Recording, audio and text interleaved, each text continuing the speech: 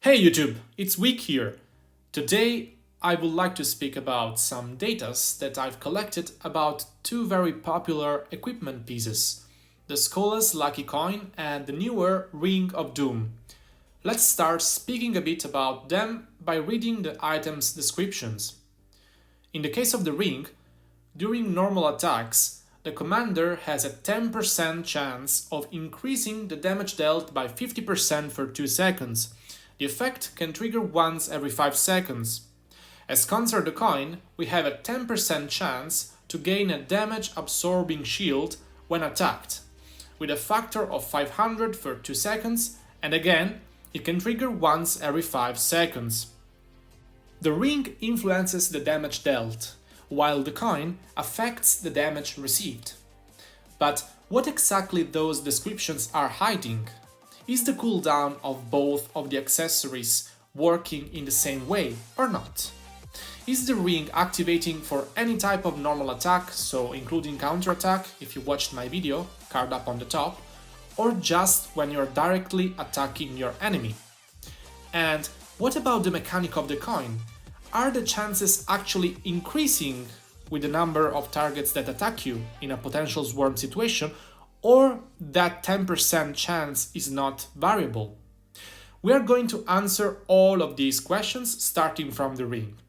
If you like this type of video where we break down everything about the game, please support me through a like and consider subscribing to the channel not to miss out to any future content. These type of videos are quite time consuming to make, so I would like that you comment down below and you tell me what you would like to see in the future on this channel. As concerns the ring, let's put aside any conversation about the actual damage that is increased, which is not exactly what you would expect, because it's not multiplicative of all the damage that you will deal without the ring. I make myself more clear. If you are dealing, for example, 1000 damage in a turn, that 50% or 65% if you have the special talent on the ring is not going to bring the final number to 1500 or 1650 in case of special talent, but the numbers are going to be much thinner, because this multiplicative bonus acts on the base damage.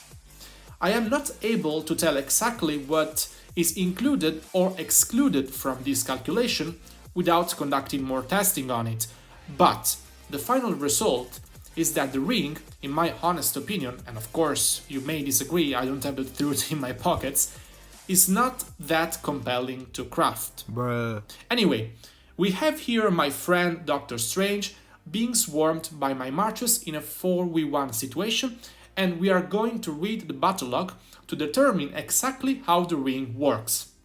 If you have watched my video on which equipment to choose and craft, card up on the top. If you haven't, you may have already heard from me that the cooldown is in fact decreasing that 10% chance of activation.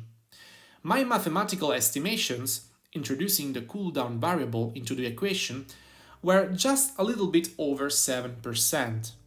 So we would expect to have the ring activating about every 15 turns. Looking at the battle report, we can see that the ring is activating thanks to the direct attacks of Doctor Strange on my constants.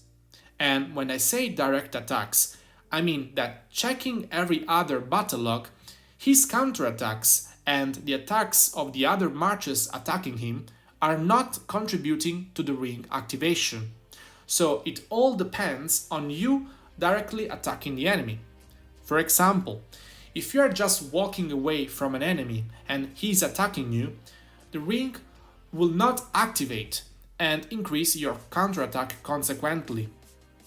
So we have 9 activations throughout 134 turns.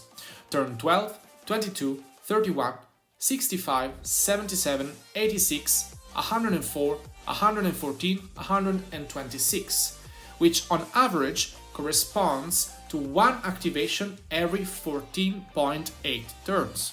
Pretty close to my estimations.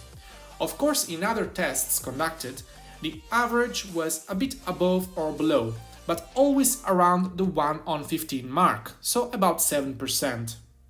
Now, let's move on to the coin. So, if you're battling 1 versus 1, the chances will be exactly the same of the ring. And my test results confirm it, so I'm not going to waste your time by showing a similar battle log. What I want to actually test is, are the chances increasing with the number of players swarming you? The answer is yes, for a very simple reason. That 10% chance of activation is going to be applied for every single march swarming you. The math is very simple and I'm going to do it on the screen.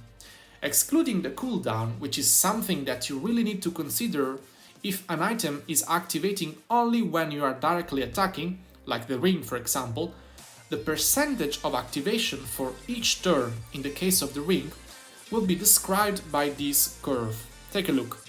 The function of x will be equal to 1 minus 0.9 to the power of x, everything multiplied by 100, where that 0.9 is not other than the 90% probability of not activating the effect of the coin. So the horizontal axis will represent the number of players that are swarming our march, while the vertical one is representing the probability of the ring to activate.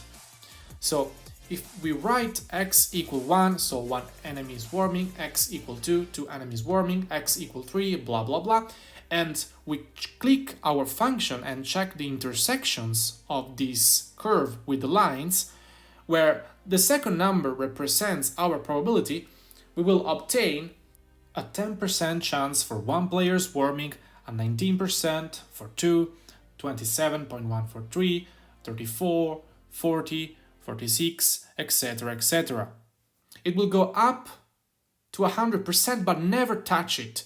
And it's easy to understand why this curve will tend to 100% probability of activation the more targets will swarm you.